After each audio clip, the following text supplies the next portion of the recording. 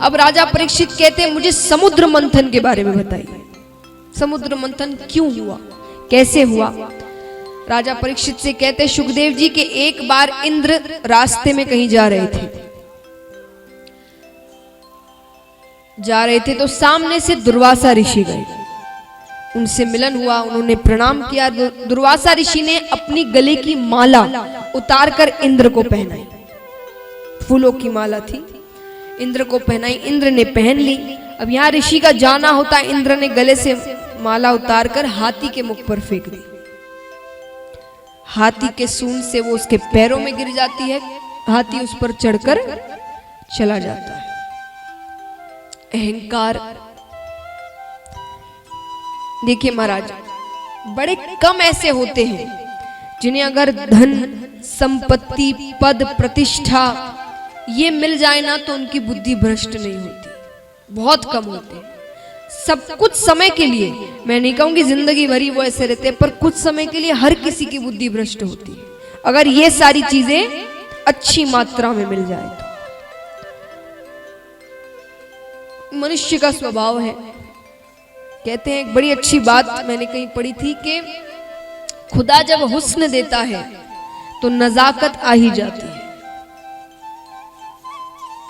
अब यहां हुस्न का मतलब केवल सुंदरता नहीं, नजाकत का मतलब हुआ अहंकार। और हुस्न में आप सुंदरता माने ज्ञान, धन, पद, प्रतिष्ठा, नाम, शोहरत, ये सारी चीजें, तो ये चीजें अगर मिल जाए तो अहंकार आना स्वाभाविक है। और हम तो इंसान हैं, इंसानों की बात करें कि इन चीजों में उनकी बुद्धि भ्रष्ट होती है। भगवान को देखिए, भगवान का जब तक विवाह नहीं हुआ था, अभी विवाह होने के बाद वो कहां रहते हैं, विष्णु भगवान कहां रहते हैं, क्षीर सागर में। उससे पहले जब तक विवाह नहीं हुआ था कहां रहते थे, बैकुंठ में, द्वारिका में। विवाह के बाद क्षीर सागर में रहने लगे। किस पर सोते हैं, शेषनाग पर। भक्त कहता है कि उमा रमा संबंध ते होत न अचरज कोय, कि लक्ष्मी जी से संबंध जुड़ जाए और आदमी गलत हरकतें करे, इसमें कोई अचरज की बात नहीं है। तो उमा रमा संबंध ते होत न अचरज कोय, और कमल नयन नारायण हूं रहे सर्प पे सोए। इतना बड़ा महल छोड़कर वो शेषनाग पर सोने चले गए। कब से, जब से लक्ष्मी जी के साथ संबंध जुड़ा। तो जिनके कमल जैसे बड़े बड़े नयन हैं, जिन्हें साफ साफ दिखता है क्या सही है क्या गलत है, वो भी शेषनाग पर जाकर सो गए। तो हम और आप तो क्या क्या कर बैठे लक्ष्मी जी से संबंध जुड़ने के बाद।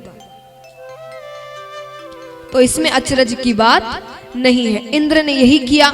अब वो तो चले गए, अब उसी रास्ते से दुर्वासा ऋषि का फिर से जाना हुआ। उन्होंने अपनी माला देखी, वो अपनी माला पहचान गए। उन्हें बड़ा क्रोध आया, वहां खड़े खड़े उन्होंने श्राप दे दिया कि जिस पद प्रतिष्ठा का 3 लोक 14 भुवन का तुम्हें इतना अहंकार है ना, वो 3 लोक 14 भुवन तुमसे छीन लिया जाए। अब शुक्राचार्य जी, ये कौन है, शुक्राचार्य जी दैत्यों के गुरु हैं। जैसे देवताओं के गुरु है बृहस्पति जी, तो दैत्यों के गुरु है शुक्राचार्य जी। वो इसी ताक में थे। उन्होंने दैत्यों से कहा कि अभी इंद्र श्रापित है, उसे श्राप मिला है, तुम आक्रमण कर दो। आक्रमण किया गया, 3 लोक 14 भुवन छीन लिया गया। ठाकुर जी के पास आते हैं कि अब क्या करें। ठाकुर जी ने कहा अभी कुछ नहीं कर सकते, क्योंकि इंद्र को श्राप मिला हुआ है।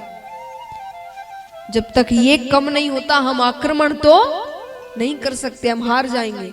तो समुद्र मंथन करते हैं। तुम देवताओं के साथ दोस्ती कर लो, मित्रता कर लो, उनसे कहो समुद्र मंथन करेंगे। मित्रता की बात जब करते तब तो दैत्य मना कर देते हैं, पर समुद्र मंथन के लिए मान जाते। क्यों मान जाते, क्योंकि वे भी जानते थे समुद्र मंथन जब दोनों मिलेंगे तभी हो सकता है। ना अकेले दैत्य समुद्र मंथन कर सकते, ना अकेले देवता कर सकते, दोनों को मिलना ही पड़ेगा। मान जाते हैं। मद्राचल पर्वत को बीच में रखा जाता है, बासुकी नाग को रस्सा बनाया जाता है, अब पहले यहां मंथन आरंभ होता है। ठाकुर जी ने जो देवता हैं उनसे कहा कि तुम जिद करना कि मुझे मुख के सामने रहना। देवताओं को ठाकुर जी दिमाग से खेलते हैं महाराज, क्योंकि ये जानते देवता दैत्य तो मूर्ख है। तो ठाकुर जी ने कहा कि तुम जिद करना कि हमें मुख के सामने रहना है नाग के। भी यहाँ दैत्यों ने विचार किया जरूर ये विष्णु बड़ा चालाक है, जरूर मुख के सामने रहने से कोई लाभ हो रहा होगा। तो दैत्यों ने कहा नहीं, अभी हम राजा है ना, हम मुख के सामने रहेंगे। ठाकुर जी ने कहा ठीक है, आप ही राजा है, बात तो सच है, आप रह लीजिए, हम पीछे हो जाते हैं। पीछे हो जाते हैं। पहले मंथन आरंभ होता है तो पहले तो पर्वत डूबने लगता है। तब ठाकुर जी ने कच्छप अवतार लिया और अपनी पीठ पर वो मद्राचल पर्वत को बैठाते हैं। अब मंथन आरंभ होता है तो जब पहले मंथन करते हैं तो सबसे पहले नाग के मुख से विष निकलता है। उस विष से कितने दैत्य वहीं मारे जाते हैं। तब सबको समझ में आता है ठाकुर जी ने क्या लीला करी। अब एक बार विष निकलता है तो एक बार कुछ मारे गए, बाकी सारे पीछे हट जाते हैं। विष तो निकल गया। अब एक बात और, समुद्र मंथन में जो चीजें बाहर आ रही है सब उपयोग में लानी पड़ेगी। उसको समुद्र में नहीं छोड़ सकते। समुद्र में विष चला गया तो पानी दूषित हो जाएगा। तो सब महादेव जी से प्रार्थना करते हैं कि इस विष को आप ग्रहण करें। महादेव जी तैयार हो जाते हैं। पार्वती जी ने कहा कि ये देवता बड़े चालाक हैं, अरे आपकी मृत्यु हो जाएगी विष से। महादेव जी ने कहा जग कल्याण के लिए मृत्यु हो भी जाए तो कोई बात नहीं। पार्वती माता समझ गई ऐसे तो ये मानने वाले नहीं है। माता ने कहा अच्छा बताइए, आप मुझसे प्रेम करते हैं? बोले हाँ करते हैं। तो आपके इस शरीर में मेरा स्थान कहां पर है, मैं कहां रहती हूँ? बोले आप मेरे हृदय में रहती हैं। तो बोले अगर आप विष ग्रहण करेंगे तो विष तो हृदय में भी उतरेगा। बोले हाँ उतरेगा। तो बोले उससे मेरी भी मृत्यु हो जाएगी, आपके सर पर पत्नी हत्या का कलंक लगेगा। तब महादेव जी ने कहा कि उस विष को मैं गले से नीचे उतरने ही नहीं दूंगा। और तब से महादेव जी का नाम पड़ता है नीलकंठ। बोलिए नीलकंठेश्वर महादेव की। तो महाराज ऐसे विष बाहर आता है तो महादेव जी विष ग्रहण करते हैं। अब मंथन आरंभ हो रहा है, कई चीजें बाहर आती है। कामधेनु गाय बाहर आती है, उच्च श्रेवा घोड़ा आता है, कल्पतरु वृक्ष निकलता है, कई चीजें बाहर आती है। फिर लक्ष्मी माता उसमें समुद्र मंथन में से ही बाहर आई थी। लक्ष्मी माता हाथ में वरमाला लेकर, वरमाला लेकर अब सब खड़े हो गए तैयार होकर। देवता खड़े हो गए, दैत्य खड़े हो गए, ऋषिगण भी वहां थे वो भी खड़े हो गए। पहले माता दैत्यों के सामने से जाती है। शक्तिशाली है पर मूर्ख है, चली जाती है उनके सामने। देवताओं के पास आती है, ज्ञानी है, शक्तिशाली भी है, लेकिन बहुत अहंकारी है। अहंकार बहुत जल्दी है। उनके सामने से भी चली जाती है। ऋषिगणों के सामने से आती है, ज्ञानी भी है, अहंकारी भी नहीं है, शक्तिशाली भी है, पर बहुत क्रोधी है। इनमें क्रोध बहुत है।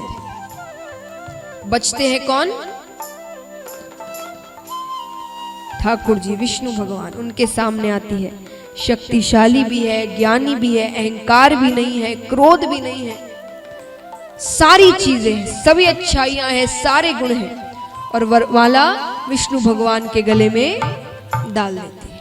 बोलिए लक्ष्मी नारायण भगवान की। तो महाराज देखिए, ज्ञान भी वही अच्छा।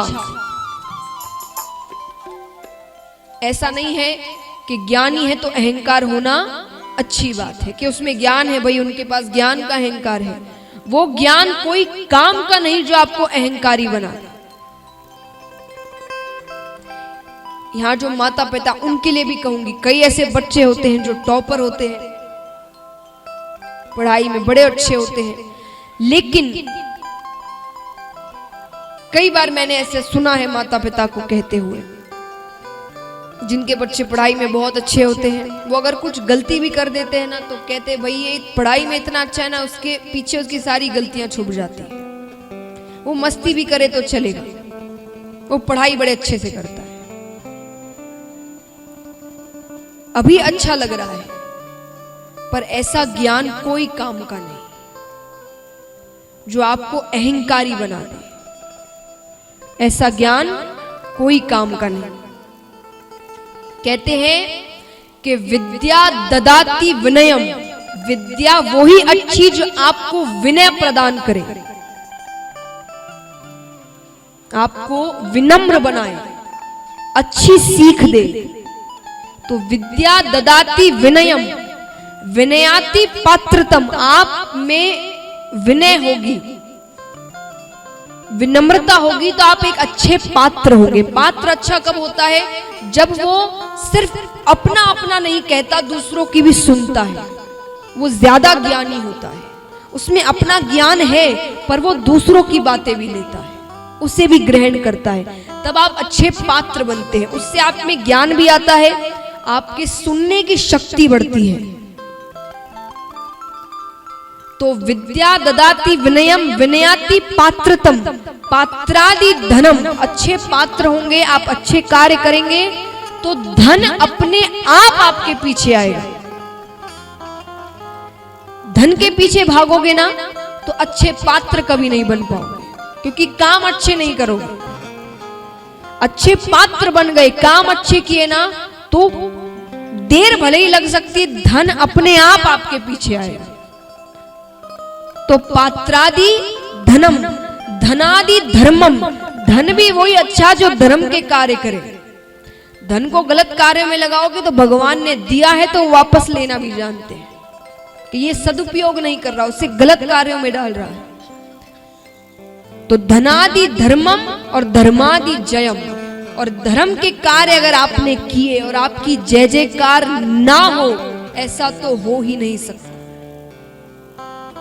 तो ये सारी चीजें अगर जिसमें है, वो व्यक्ति उसने अपना जीवन सफल बना लिया।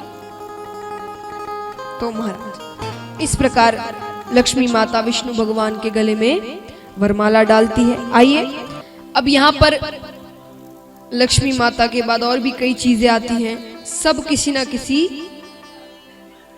के पास चली जाती है। अब अमृत निकलता है जिसका सबको इंतजार था। ठाकुर जी भी अमृत ही चाहते थे कि देवताओं को अमृत पान करवा दे, जिससे फिर जब वे युद्ध करे तो उनसे 3 लोक 14 भुवन कोई ना ले पाए। तो महाराज अमृत निकलता है, अमृत के लिए दोनों युद्ध कर रहे हैं, देवता और दैत्य। तब ठाकुर जी ने मोहिनी रूप लिया, मोहिनी अवतार ग्रहण किया। अत्यंत सुंदर लग रहे हैं ठाकुर जी। अब जो दैत्य है वो कामी है, काम में पड़े हुए हैं, तो मोहिनी रूप देखकर वो सब ठाकुर जी के पीछे पीछे चले जाते हैं। यहाँ ठाकुर जी उन्हें तो मदिरा पान करवाते हैं और देवताओं को अमृत पान करवा देते हैं। अब देवताओं की श्रेणी में एक दैत्य, राहु नामक दैत्य खड़ा हो गया था। ठाकुर जी ने गलती से उसे भी अमृत पान करवा दिया।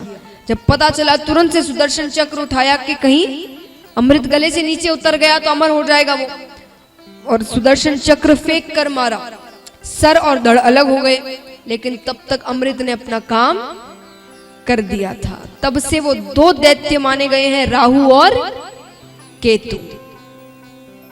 अब बाकी जो दैत्य हैं वो क्रोधित हो जाते हैं जब उन्हें पता चलता है, आक्रमण करते हैं, लेकिन अमृत पान करने से देवता अमर हो चुके थे तो वे हार जाते हैं।